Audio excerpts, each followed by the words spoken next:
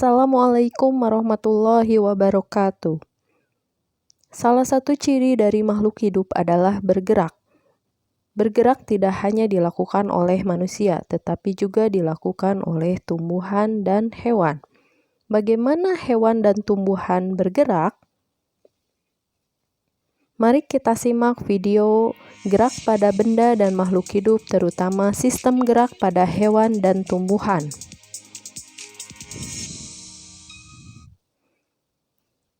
Tujuan pembelajaran kita hari ini yang pertama menjelaskan cara gerak hewan yang hidup di darat, di air, dan udara.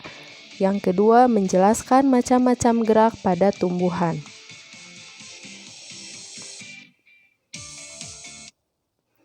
Sistem gerak pada hewan. Perhatikan gerak hewan tersebut.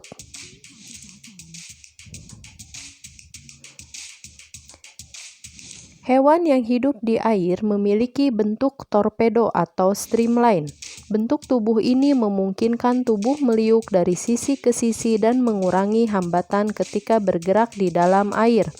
Tubuh ikan dilengkapi otot dan tulang belakang yang fleksibel untuk mendorong ekor dan sirip ikan di dalam air.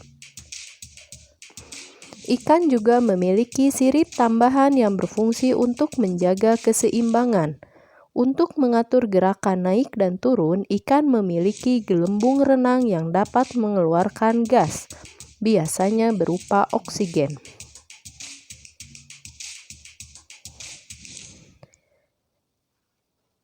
Bagaimana cara burung dapat terbang dan melawan gravitasi bumi?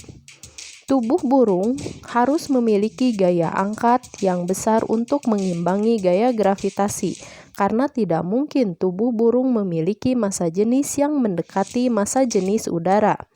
Salah satu upaya untuk memperbesar gaya angkat adalah dengan menggunakan sayap. Prinsip yang sama diterapkan pada pesawat terbang.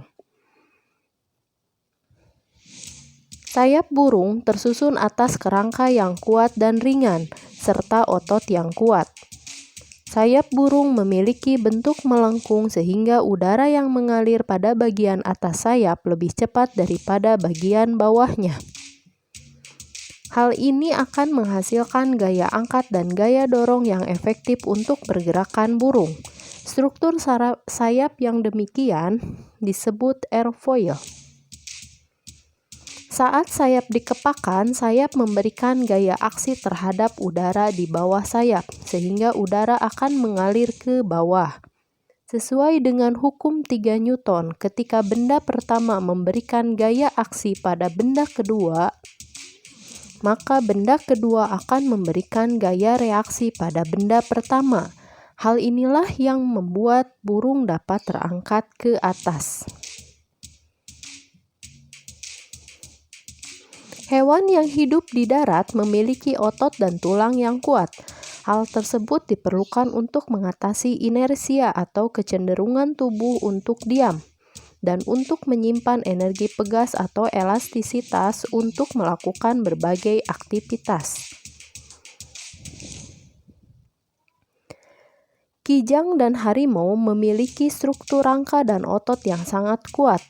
Kijang dan harimau memiliki bentuk kaki yang lebih ramping sehingga kijang dan harimau mampu menyimpan elastisitas yang tinggi. Hal tersebut mengakibatkan pada saat berlari, kijang dan harimau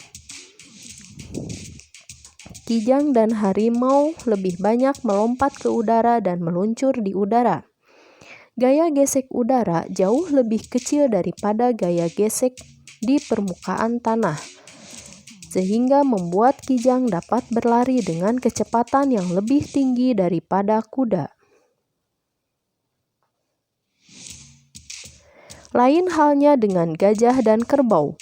Gajah dan kerbau memiliki massa tubuh yang sangat besar. Akibatnya untuk bergerak, gajah dan kerbau harus melawan inersia yang nilainya juga sangat besar.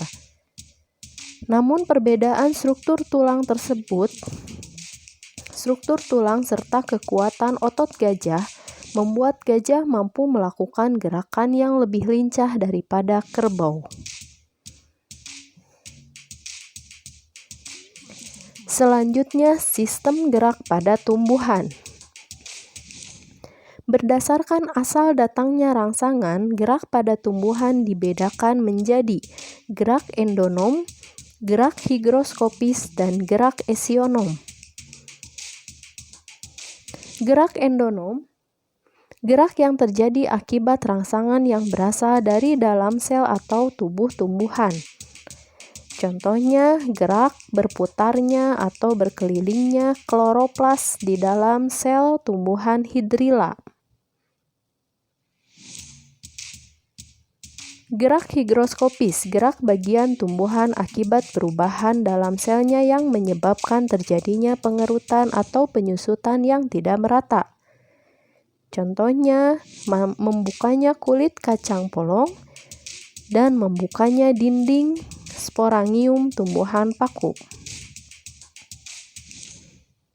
Gerak esionom, gerak yang terjadi akibat ada rangsangan dari luar. Gerak esionom dibedakan menjadi gerak tropisme, gerak nasti, dan gerak taksis. Kita bahas satu persatu. Gerak tropisme. Ada fototropisme, geotropisme, hidrotropisme, stigmotropisme, dan kemotropisme. Gerak tropisme adalah gerak sebagian bagian tumbuhan yang diakibatkan adanya rangsangan dari luar dan dipengaruhi oleh arah datangnya rangsangan. Fototropisme, gerak sebagian tubuh tumbuhan akibat rangsangan cahaya. Geotropisme, gerak sebagian tumbuhan akibat gaya gravitasi. Geotropisme positif, contohnya akar yang memanjang terus ke bawah. Geotropisme negatif, pucuk atau batang yang tumbuh terus ke atas. Hidrotropisme, gerak sebagian tumbuhan menuju ke arah datangnya rangsangan air.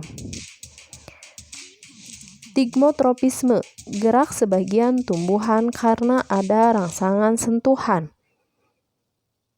Dan kemotropisme, gerak sebagian tubuh tumbuhan karena ada rangsangan zat kimia. Di sini zat kimia yang digunakan adalah pupuk.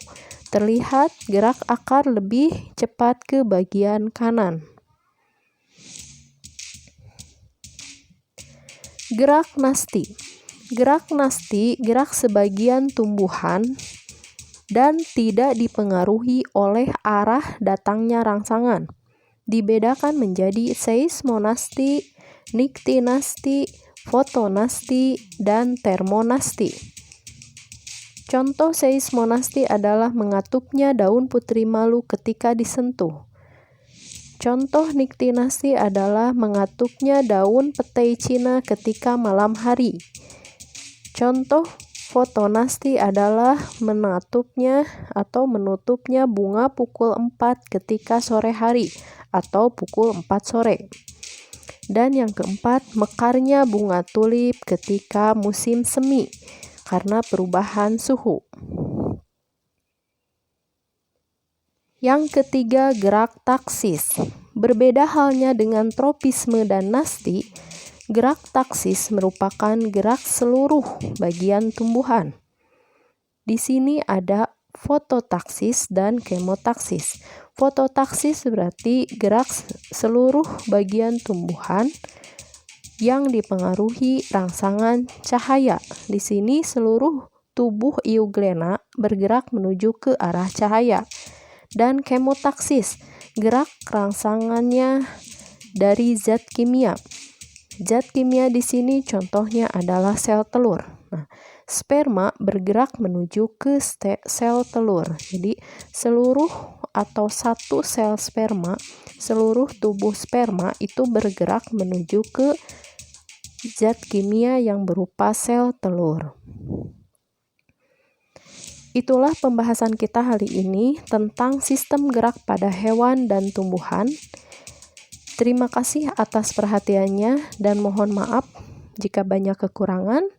Wassalamualaikum warahmatullahi wabarakatuh.